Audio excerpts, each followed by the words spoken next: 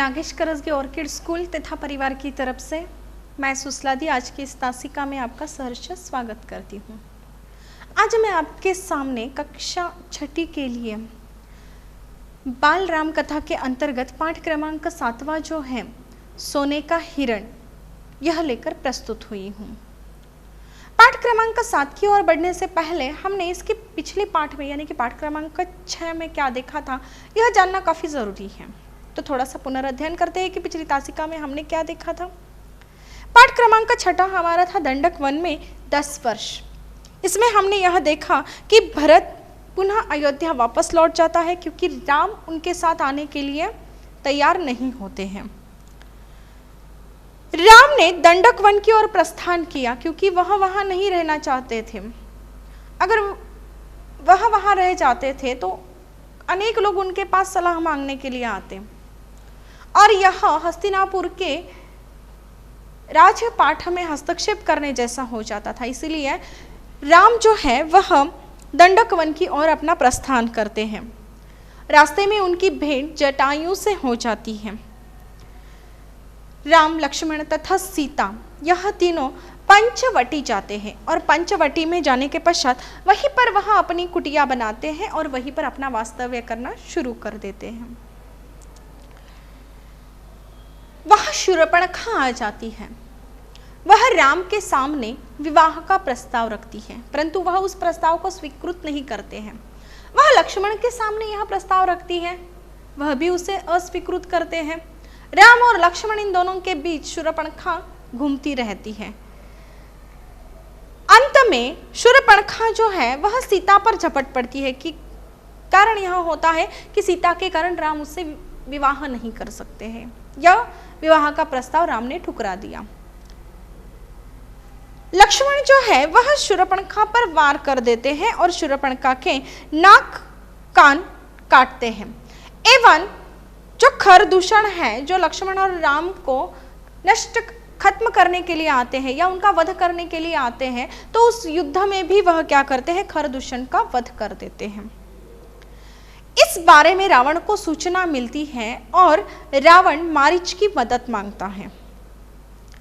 रावण द्वारा साधु का वेश धारण करना, यह भी हमने देखा था कि राम तथा लक्ष्मण वहां नहीं होते हैं और सीता ने राम को उस हिरण को पकड़ लाने का आग्रह किया था। सीता के आग्रह पर राम हिरण के पीछे भाग जाते हैं, परंतु लक्ष्मण उनकी रक्षा के लिए वहीं रुक जाते हैं क्योंकि राम ने उन्हें आदेश दिया है लक्ष्मण को कि वह क्या करे, पंचवटी में उनकी कुटी में ही रुके और सीता मैया की रक्षा करे।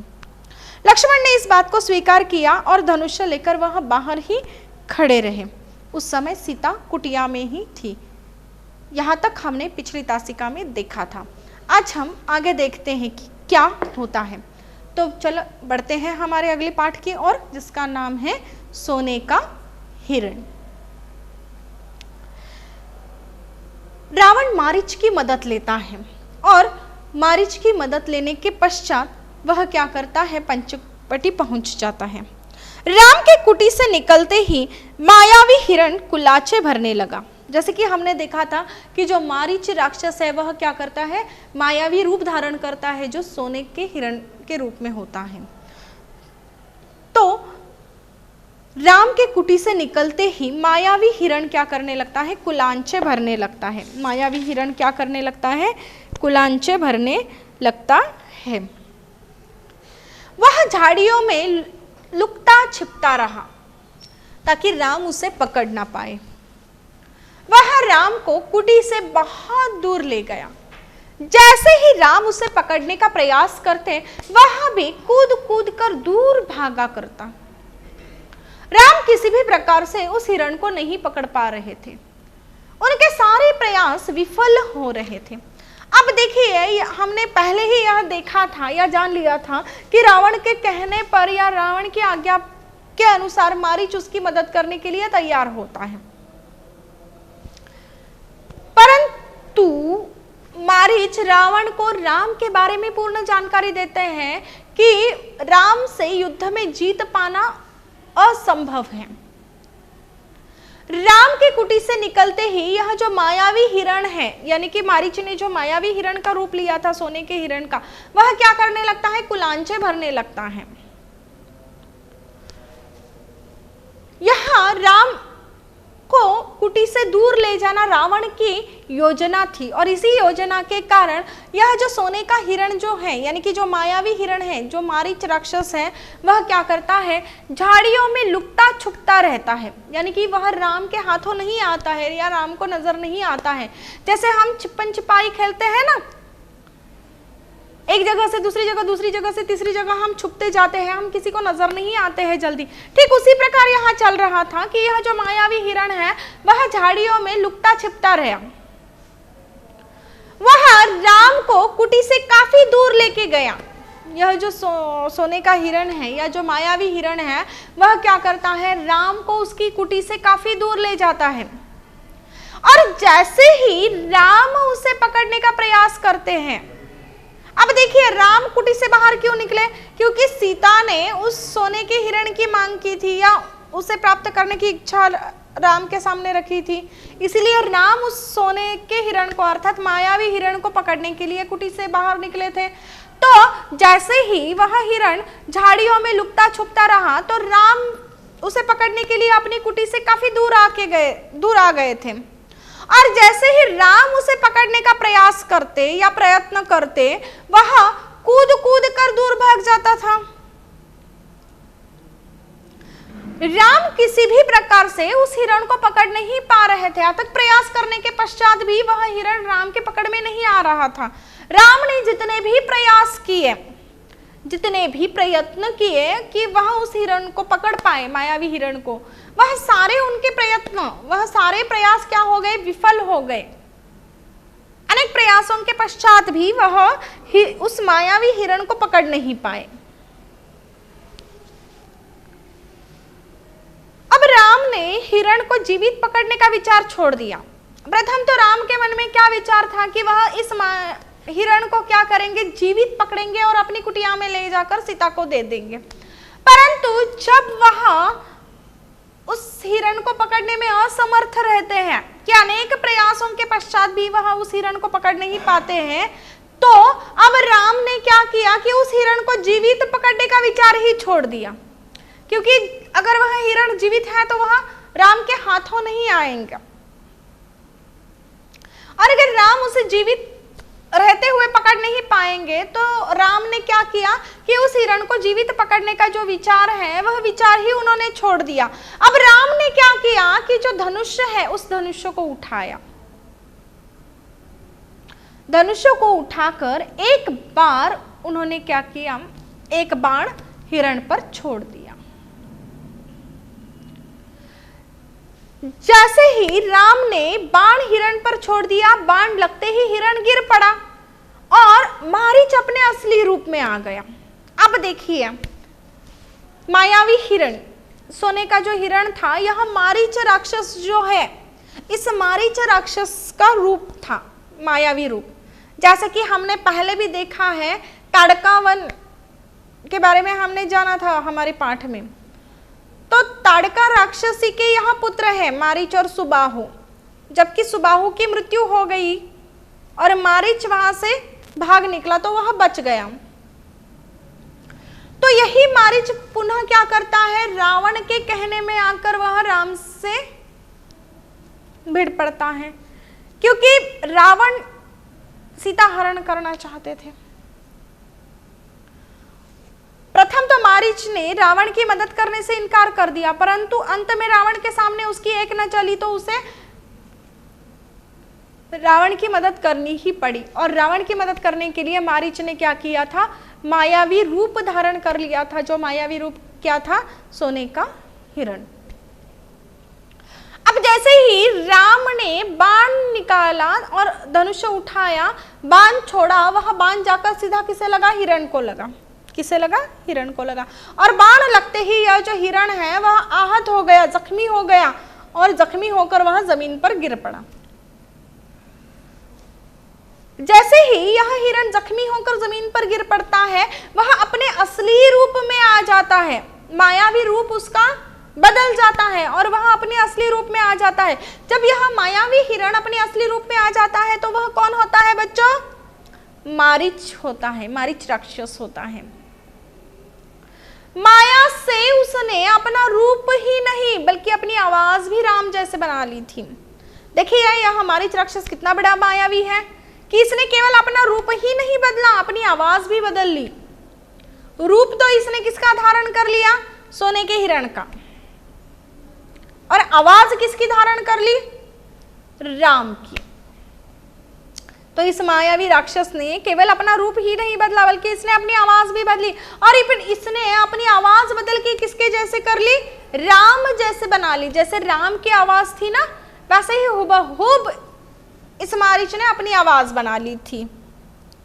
जैसे ही यह मारीच धरती पर गिर गया, गिरते ही वह राम की आवाज में चिल्लाया। मारीच को बाण लग गया, वह जमीन पर गिर गया, और जैसे ही वह जमीन पर गिर गया वह राम की आवाज में चिल्लाया। राम की आवाज में क्यों चिल्लाया? क्योंकि इसने माया से अपना रूप नहीं बल्कि इसने अपनी आवाज भी माया से बदल ली थी, और माया से इसने आवाज किसके जैसी कर ली थी? हुबहू राम जैसे कर ली थी। और जैसे ही यह मारीच बाण से आहत होकर जमीन पर गिरता है तो गिरते ही वह राम की आवाज में चिल्लाता है, हे सीते, हे लक्ष्मण। मारीच जो है वह जैसे ही धरती पर गिरता है तो वह राम की आवाज में चिल्लाता है। क्या चिल्लाता है? बिल्कुल सही, हे सीते, हे लक्ष्मण। वह इस प्रकार चिल्लाया कि लगे राम सहायता के लिए पुकार रहा हो। मतलब देखिए यह राक्षस खुद आहत है, खुद जख्मी है, लेकिन फिर भी यह रावण की योजना के मुताबिक चलता है। जब यह बाण से आहत होकर जमीन पर गिरता है तो वह राम की आवाज में चिल्लाता है, हे सीते, हे लक्ष्मण। क्या चिल्लाता है? हे सीते, हे लक्ष्मण। और उसकी आवाज भी ऐसी होती है कि वह इस प्रकार से चिल्लाता है कि जो भी सुनेगा तो उस सुनने वाले को ऐसा लगना चाहिए कि जो राम है वह क्या कर रहे हैं? अपनी सहायता के लिए किसी पुकार रहे हैं, उन्हें मदद की आवश्यकता है, इसीलिए राम पुकार रहे हैं, ऐसा लगना चाहिए। इस प्रकार से यह मारीच राम की आवाज में चिल्लाता है। बाण का प्रहार गहरा होने से मारीच कुछ ही देर में छटपटा रहा था, फिर उसकी मृत्यु हो गई।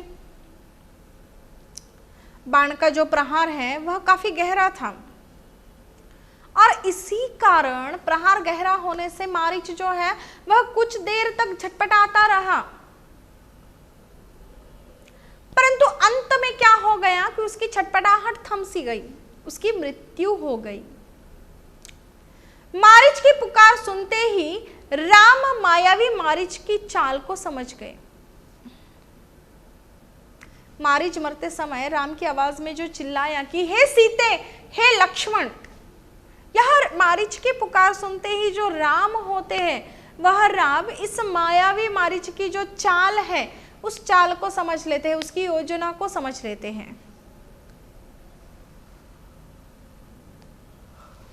अब उन्हें यह पता चला कि यह बहुत बड़ा षड्यंत्र है, तो राम उसके अगले षड्यंत्र को विफल करने के लिए, उसके अगले षड्यंत्र को अर्थात मारीच का अगला जो षड्यंत्र है या जो योजना है उसे नष्ट करने के लिए या विफल करने के लिए, सफल ना हो इसीलिए वह क्या करते हैं?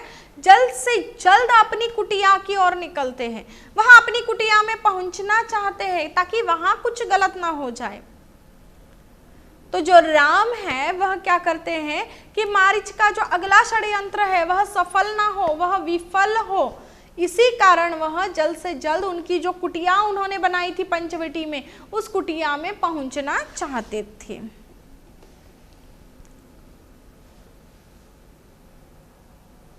अब दूसरी ओर रावण एक पेड़ के पीछे सारी घटना देख रहा था। रावण प्रत्यक्ष रूप में सबके सामने आया था क्या? नहीं, वह कुटी के नजदीक ही एक पेड़ था, उस पेड़ के पीछे छुपकर यह सारी घटनाएं देख रहा था कि जो भी घटनाएं घटित हो रही थी। यह सारी घटनाएं देखकर रावण तो बड़ा प्रसन्न था, और रावण इसलिए प्रसन्न था क्योंकि उसकी चाल सफल हो गई थी। उसने जो भी योजना बनाई थी उस योजना के अनुसार ही सारा घटित हो रहा था। मारीच ने अपनी भूमिका भली भांति निभाई थी।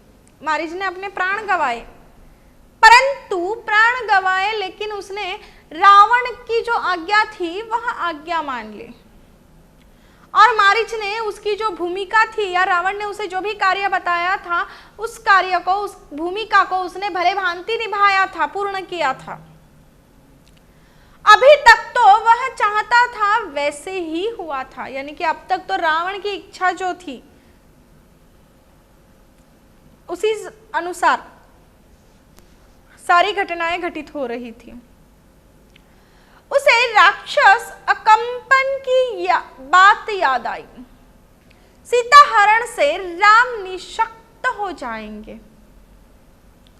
अब यह जो मारीच जिस प्रकार से एक राक्षस था उसी प्रकार अकंपन नाम का भी एक राक्षस था, और अकंपन ने यह बताया था कि अगर राम को निशक्त करना है तो उसके करीबी जो है व्यक्ति उसे उससे दूर करना होगा।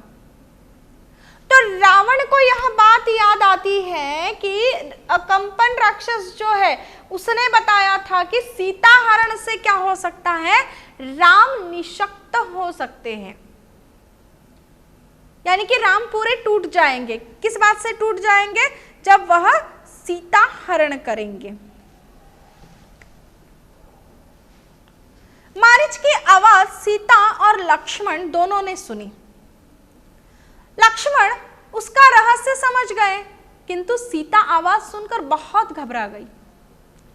सीता काफी विचलित हुई थी, और इस विचलितता में वह दौड़कर लक्ष्मण के पास आ जाती है और लक्ष्मण से कहती है कि उसे क्या करनी चाहिए, राम की सहायता करनी चाहिए। और सीता लक्ष्मण से राम की सहायता का अनुरोध करने लगती है कि उसे अब क्या करना चाहिए, राम के पास जाना चाहिए और राम की सहायता करनी चाहिए। लक्ष्मण ने सीता को आश्वस्त करने का प्रयत्न किया।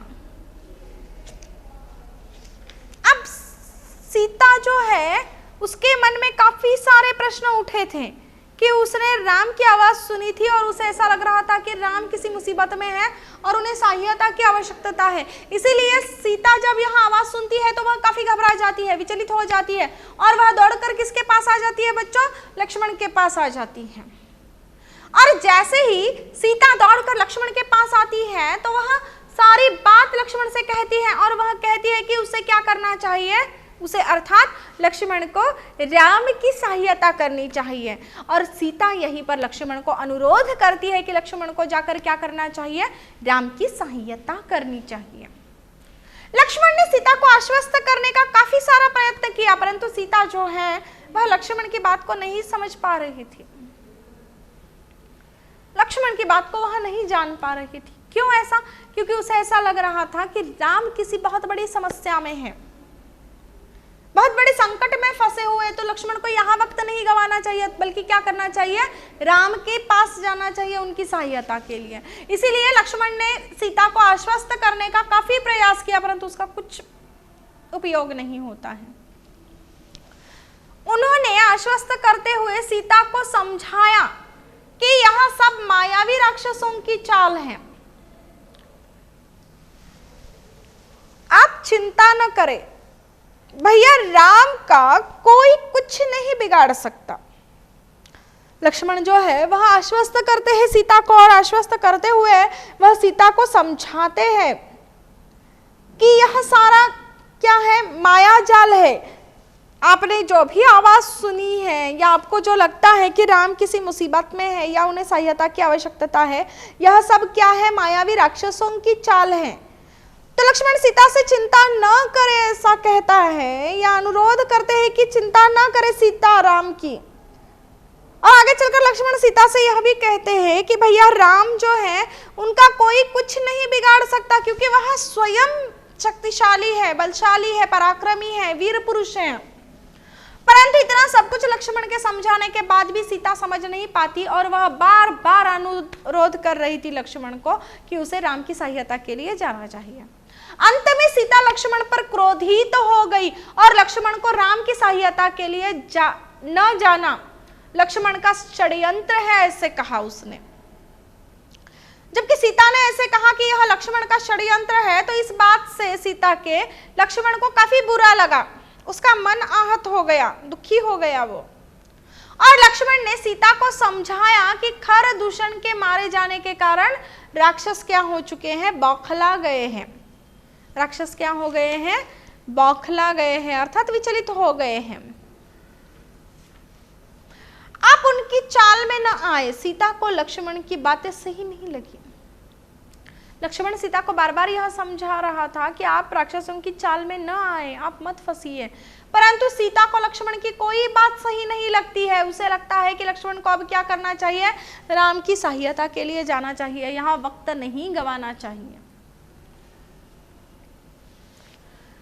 लक्ष्मण राम की आज्ञा का उल्लंघन करके सीता को प्रणाम करके राम की खोज में निकल पड़ते हैं।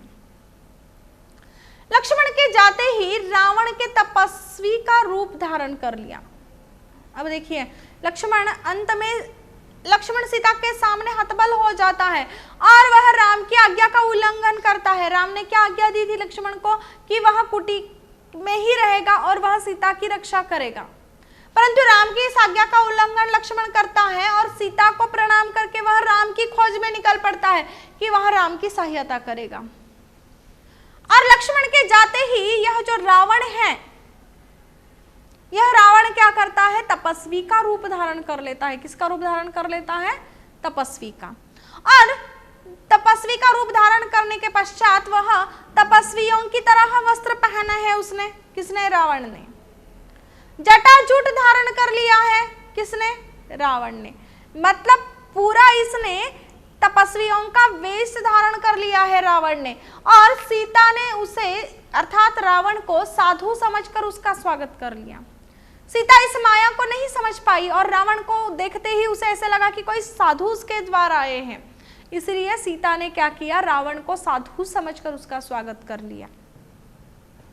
रावण ने सीता के रूप, संस्कार और साहस की प्रशंसा करते हुए अपना असली परिचय दे दिया और कहा कि मैं लंकापति रावण हूं, मैं राक्षसों का राजा हूं। रावण ने क्या परिचय दिया सीता को कि मैं लंकापति हूं और मैं कौन हूं, राक्षसों का राजा हूं। आगे चलकर रावण जो है वह रावण सीता के सामने प्रस्ताव रखता है। वह कहता है कि तुम मेरी रानी बनकर लंका चलो। अर्थात एक प्रकार से रावण ने सीता के सामने विवाह का प्रस्ताव रखा। वह सीता से कहता है कि तुम क्या करो, मेरी रानी बनकर लंका चलो, राम की पत्नी बनकर नहीं, मेरी बंदी बनकर नहीं, तो तुम क्या करो, मेरी रानी बनकर लंका चलो। रावण की यह बातें सुनकर सीता अत्यंत क्रोधित हो जाती है और सीता क्रोधित होकर रावण से कहती है कि मैं राम की पत्नी हूं, वे बलशाली हैं। सीता रावण से कहती है कि मेरे जो पति है, जो राम है, वह महाबलशाली है। और वह रावण से कहती है कि तुम अब क्या करो, यहां से चले जाओ, निकल जाओ, नहीं तो अगर तुम यहां से नहीं जाओगे तो तुम्हारा सर्वनाश हो जाएगा। ऐसा कौन कहता है बच्चों, सीता कहती है। किससे कहती है, रावण से। बिल्कुल सही कहा आपने। अब रावण ने सीता की बात न सुनी, जबकि सीता ने रावण को यह समझाया कि उसके पति अर्थात राम महाबलशाली है और अगर रावण यहाँ रुकेगा तो रावण का अंत क्या होगा कि उसका सर्वनाश हो जाएगा। परंतु रावण सीता की बात नहीं सुनता है और वह क्या करता है, सीता को रथ पर बैठा लेता है। सीता विलाप करने लगती है, रोने लगती है, चिल्लाने लगती है। विलाप करती है अर्थात रोने लगती है, चिल्लाने लगती है, चीखती है, दुखी होती है, कष्टी होती है। सीता विलाप करने लगती है, हे राम, हे लक्ष्मण। पर यह जो दुष्ट रावण होता है ना, वह रावण रुकता नहीं है। वह रथ को लंका की ओर लेकर उड़ जाने लगता है। रावण क्या करने लगता है? रथ को लंका की ओर लेकर उड़ने लगता है।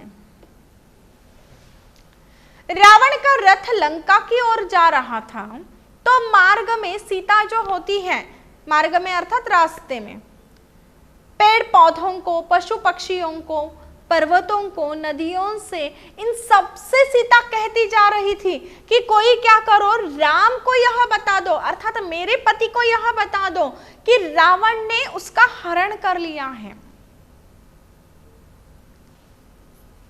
सीता, जब रावण सीता को रथ में बिठाकर लंका की ओर जा रहा था, तो मार्ग में यानी कि रास्ते में सीता को जो भी कोई मिलता है उन सबको सीता बताती जाती है, चाहे वह पेड़ पौधे हो, पशु पक्षी हो, पर्वत हो, नदियां हो, इन सबसे सीता कहती जा रही है कि कोई क्या करो, मेरे पति को बता दो, राम को बता दो कि रावण ने मेरा हरण कर लिया है, यानी कि रावण ने सीता का हरण कर लिया है।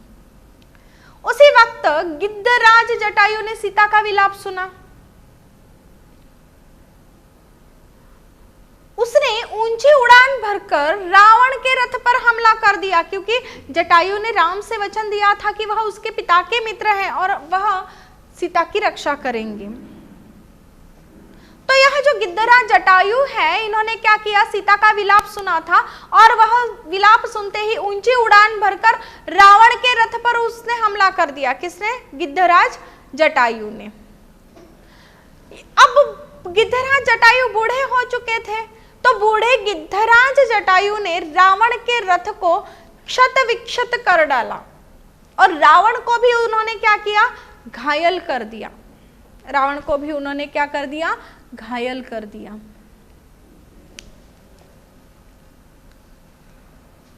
रावण ने क्रोध में आकर जटायु के पंख काट दिए। पंखों के सहारे ही जटायु ने ऊंची उड़ान भरी थी ना, रावण को आहत कर दिया, घायल बना दिया, उसके रथ को क्षत विक्षत कर दिया। तो इस बात को लेकर रावण काफी गुस्से में आ जाता है, उसे काफी क्रोध आता है और क्रोध में आकर यह जो रावण है वह क्या कर देता है, जटायु के पंख काट देता है। अब पंख काटने पर यह जटायु पंखहीन हो जाता है और धरती पर आकर गिरता है। रावण का रथ अब टूट चुका था, क्योंकि जटायु ने उसके रथ को क्षत विक्षत कर दिया था। वह सीता को जबरदस्ती लेकर दक्षिण दिशा की ओर उड़ चला, दक्षिण दिशा की ओर अर्थात लंका की ओर। सीता किसी भी प्रकार राम तक अपना समाचार पहुंचाना चाहती थी कि रावण ने उनका हरण कर लिया है, तो उन्होंने अपने आभूषण उतारकर फेंकना प्रारंभ कर दिया। सीता ने जो आभूषण फेंके वह आभूषण वानरों ने उठा लिए। उन्हें पूरी आशा थी कि यह आभूषण देखकर राम को पता चल जाएगा कि सीता किस दिशा में गई है। रावण ने भी सीता को आभूषण फेंकने से मना नहीं किया, उसने रोका नहीं सीता को आभूषण फेंकने से।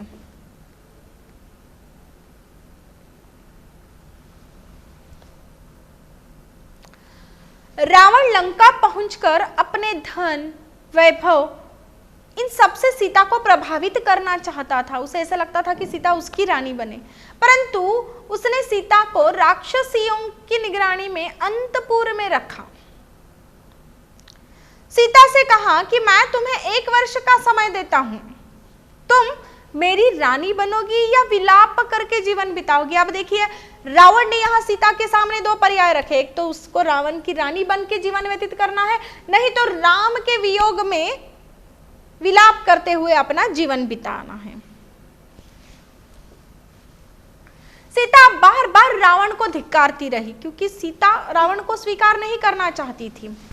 राम के गुणगान में वह लगी रही।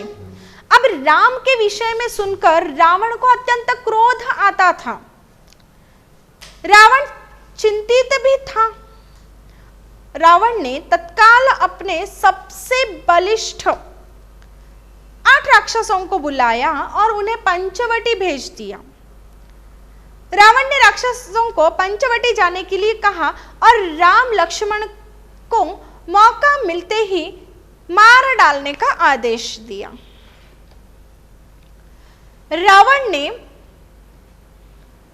अपनी योजना में परिवर्तन किया। अब रावण ने जो योजना बनाई थी ना, उसमें उसने बदलाव किया, परिवर्तन अर्थात बदलाव किया। सीता को उसने अंतपुर से निकालकर अशोक वाटिका में बंदी बना लिया। राक्षसियों को शारीरिक कष्ट न पहुंचाने और मानसिक कष्ट देने के लिए कहा, यानी कि शारीरिक कष्ट उसे नहीं देना है, उसकी शरीर को वेदनाएं नहीं होनी चाहिए, बल्कि उसका मन दुखना चाहिए, उसे मानसिक वेदनाएं देनी चाहिए, ऐसा रावण ने कहा। रावण का सीता पर कड़ा पहरा रहता था। सीता का मन नहीं बदला, वे राम का ही नाम लेती रहती थी। वह रो रो कर अपने दिन काटती थी। केवल राम ही उन्हें यहां से बचा सकते हैं, ऐसा विश्वास सीता को था। तो हमारा यहां पर आज यह पाठ खत्म होता है, सोने का हिरण। अगला पाठ अगली तासिका में। धन्यवाद एवं शुभ दिन।